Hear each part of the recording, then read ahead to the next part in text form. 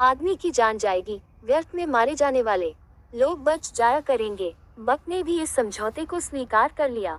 उसे जब बैठे बिठाए ही भोजन मिल जाता था तो वह समझौते को स्वीकार न करता तो क्या करता। उसने समझौते को स्वीकार करते हुए चेतावनी दे रखी थी कि अगर समझौते का उल्लंघन किया गया तो वह एक चक्रा को उजाड़ कर मिट्टी में मिला देगा। बस उसी दिन से क्रम से एक घर का एक आदमी बक के पास जाने लगा। बक उसे खाकर अपनी क्षुधाग्नि को शांत करने लगा। संयोग की बात, एक दिन उस ब्राह्मण के घर की बारी आ गई जिसके घर में पांडव अपनी माँ के साथ निवास करते थे।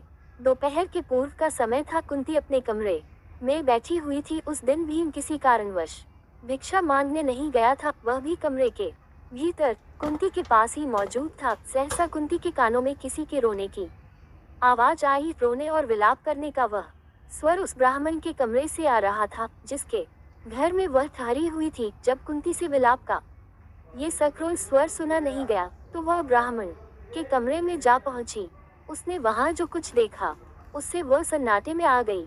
ब्राह्मण के कुटुंब में कुल 3 ही प्राणी थे, ब्राह्मण, ब्राह्मणी और उसका एक युवा पुत्र। तीनों बिलख बिलख कर रो रहे थे। हाय हाय, अब क्या होगा? अब तो सब कुछ मिट्टी में मिलकर रहेगा। कुंती ने तीनों को रोता हुआ देखकर ब्राह्मण से पूछा, विप्रवर, आप तीनों इस प्रकार क्यों रो रहे हैं?